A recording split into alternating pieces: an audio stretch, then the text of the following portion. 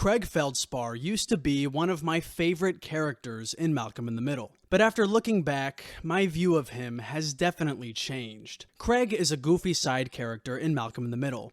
He works with Lois at the Lucky Aid and is known for being a massive nerd and also having a massive crush on Lois, despite the fact that she's married to Hal. I've seen this show over 50 times as a kid, and he always used to be one of my favorite characters.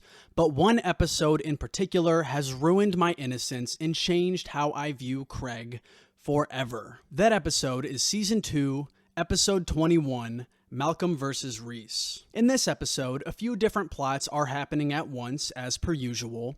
Francis is home and is making Reese and Malcolm compete over an extra wrestling ticket that he has.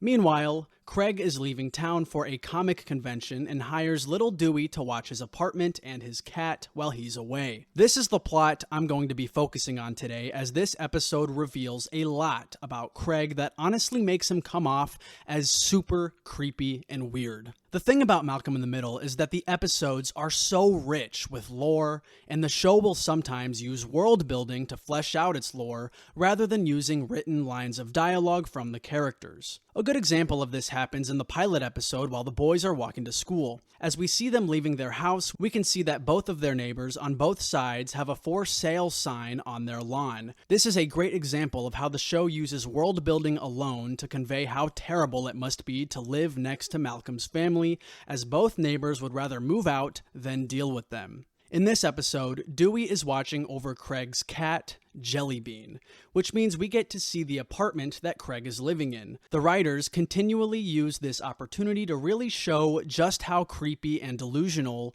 Craig really is. We start off this plot with Dewey, Lois, Hal, and Craig all at Craig's apartment, as Craig is explaining to Dewey how to feed the cat.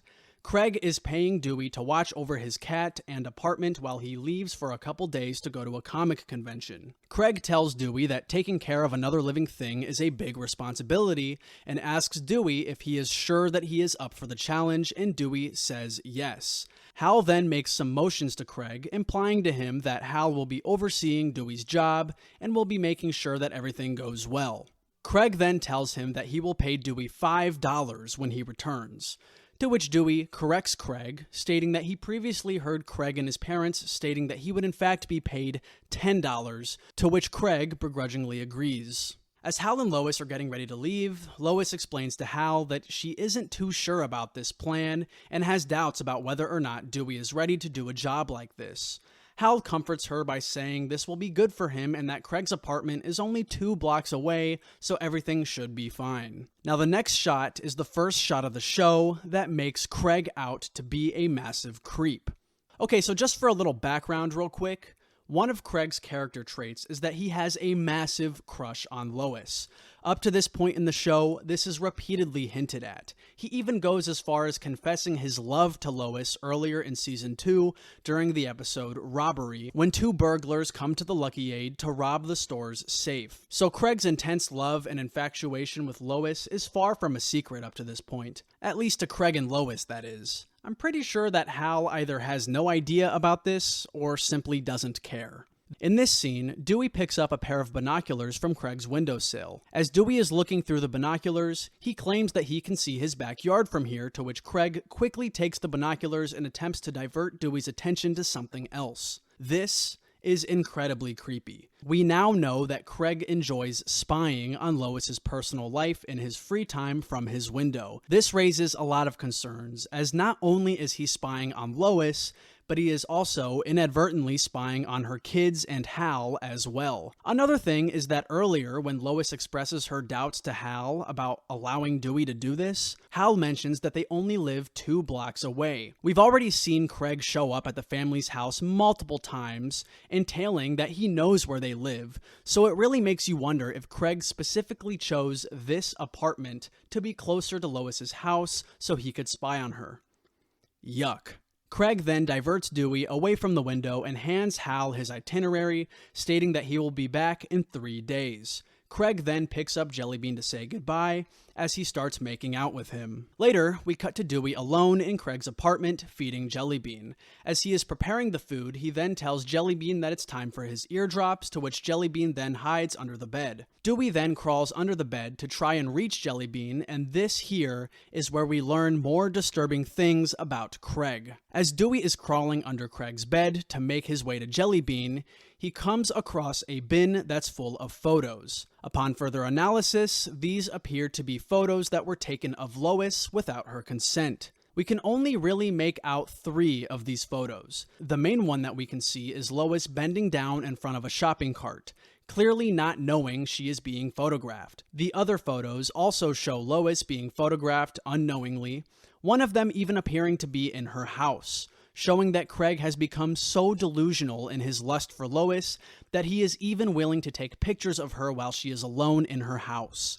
It goes without saying that these photos are beyond creepy. Another thing we see in this box is some lipstick, which I'm assuming Craig stole from Lois, I guess. And then we also see what appears to be a chewed up piece of gum with words on it that read, January 5th, coffee break. He's so creepy and lustful for Lois that he's willing to take and save a random piece of gum that Lois chewed up. Now, if all of this is creeping you out, then you aren't even prepared for what we see next. As Dewey keeps crawling further under the bed, trying to reach Jellybean, we see what appears to be 2 voodoo dolls. Yeah, this just got a whole lot weirder. The doll on the right is clearly Craig, but I actually can't tell if the one on the left is supposed to be Lois or Hal. The doll is wearing a blue shirt, implying that it's meant to be Lois since she works at the Lucky Aid, and this would be Craig's general depiction of her, as this is how he sees her at work. There also appears to be a strand of hair on it that looks kind of reddish, so it definitely could be Lois's hair, which is super creepy. However, there are some things I would like to point out about this doll that actually makes me think it might be Hal instead of Lois. For one, the face on this doll seems to be intentionally drawn in a way that implies that whoever it is supposed to be is ugly. The doll is drawn with big ogre-like teeth, weird eyebrows, and a big nose, which are not features that would be on Lois. Craig is obviously obsessive and creepy about Lois, so I don't know why he would make her doll have such a dumb-looking face. On the other hand, it would make sense for this doll to be Hal, since Craig has a reason to despise Hal. Craig is madly and obsessively in love with Lois, and Hal is married to Lois. Hal has what Craig wants, so it would make sense that he would make Hal's doll look stupid and ugly. Another thing that leads me to believe that this doll is actually Hal is the fact that voodoo dolls are used to inflict pain on other people. Now hear me out. I'm no expert on voodoo dolls or anything, so feel free to add more about this in the comments and correct me if I'm wrong. But every time I see voodoo dolls depicted in media, they are always used for sinister purposes. My understanding of voodoo dolls is that when you do something to a voodoo doll, the person that the voodoo doll represents is supposed to feel it. For example, if this voodoo doll is supposed to be Hal and then Craig twisted the doll's arm, the idea is that Hal, in real life, would feel some sort of pain in his arm. There is even a cold opening later in the series where Reese thinks he found a voodoo doll of Hal, and Reese thinks that whatever he is doing to the doll is also being done to Hal. However, voodoo dolls are obviously not real, and Hal was feeling pain from doing something else, rather than because Reese was messing with the doll. Since voodoo dolls are clearly meant to have a malicious purpose in fiction, it would definitely make sense for Craig to have a doll of Hal, as Craig assumingly does not like Hal very much. So yeah, I don't know. It's also possible that these aren't even meant to be voodoo dolls at all, but they sure look like them. Either way, no matter who this doll is supposed to be, this is creepy and weird on so many levels. Do you guys think this doll is supposed to be Hal or Lois? Let me know in the comments. Anyway, as Dewey continues crawling under the bed, it seems like he doesn't notice any of these things, which is probably for the best, as this could seriously confuse Dewey and mess with his head. I mean, if I was a kid and saw that this random man who I don't know very well had pictures and dolls of my mom, I would definitely be creeped out. As he keeps going, he pushes the photos out of his way, leaving them out in the open. Jellybean runs out and stands right next to the open door. Dewey begs Jellybean not to leave and tells him not to worry about the eardrops as Dewey tries them himself. Dewey then screams in pain, causing Jellybean to run away. Later that night, Dewey is sitting alone in Craig's apartment, with Jellybean nowhere to be seen. Hal then comes in to check on Dewey, and Dewey is disappointed in himself, claiming that he can't do anything right. This is when Hal starts trying to help Dewey, but things ultimately go to crap. Hal tries to comfort Dewey, saying that they will work together to find Jellybean and won't tell Lois about this. Hal then has the genius idea of leaving a bowl of food by the open window to lure Jellybean back in. We then cut to the next day, where it appears that leaving the window open allowed for someone to enter the house and rob Craig's apartment, even going as far as spray painting the walls to show how stupid this was. Later, a cop arrives at Craig's apartment investigating what happened. The cop is trying to figure out how the burglar got in, as there are no signs of forced entry. Dewey then tells the cop that Hal left the window open, which Hal was clearly trying to keep a secret from the cop. As the cop continues his investigation, the phone begins ringing.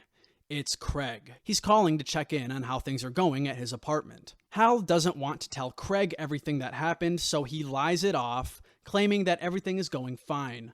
Craig then asks to speak to Jellybean, to which Hal tries to mimic the cat on the phone, to mixed results. Later, Hal and Dewey are back at Craig's apartment trying to solve this whole Jellybean problem. Since the bowl of food they left out was empty, and the kitty litter had fresh droppings in it, they assume that Jellybean ended up returning at one point or another, but then left. So, their plan this time is to leave out a bunch of food mixed with sleeping pills so that when Jellybean eats it, he'll pass out and won't be able to run away again. Although this might have seemed smart on paper, this did not go as planned. The next day, when Hal and Dewey stop in at Craig's apartment, the floor is covered with a bunch of animals passed out on the floor. None of them are Jellybean. Given the current situation and seeing that this isn't getting any better, they finally decide that it's time to tell Lois about this. We cut back to Craig's apartment with Hal, Dewey, and now Lois trying to solve this problem. Lois then claims that she has a plan to get Jellybean back.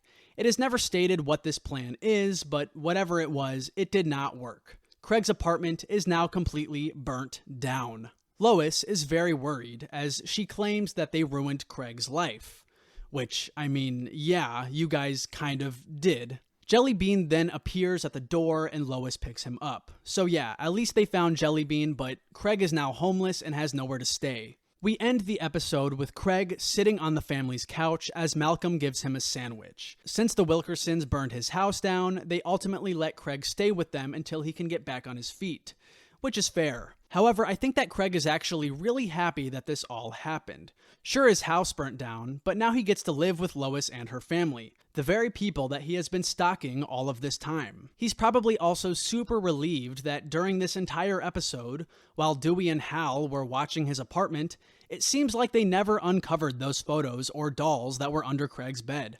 I can only assume that these were burned down along with the house. All in all, this is a fantastic episode of Malcolm in the Middle, but it definitely changed the way I viewed Craig. When I first saw this show as a kid, I was probably about Dewey's age, which means I had the same level of innocence and didn't really know these weird things about Craig. He even used to be one of my favorite characters. However, after analyzing this episode years later as an adult, it's funny, but it ultimately paints a really dark picture of Craig's personality. Is Craig creepy and weird for doing this? Yes. Is he an actual threat to Lois and her family? No, probably not. It's Craig. But it's hard to not view him in a different light after this episode. Thanks for watching. Let me know in the comments what you guys want to see next. YouTube thinks that you'll enjoy this video right here, so I suggest checking it out. Please be sure to like and subscribe, as it really helps the channel grow. And plus, if you do that, YouTube will automatically recommend you more Malcolm in the Middle videos, so it's a win-win.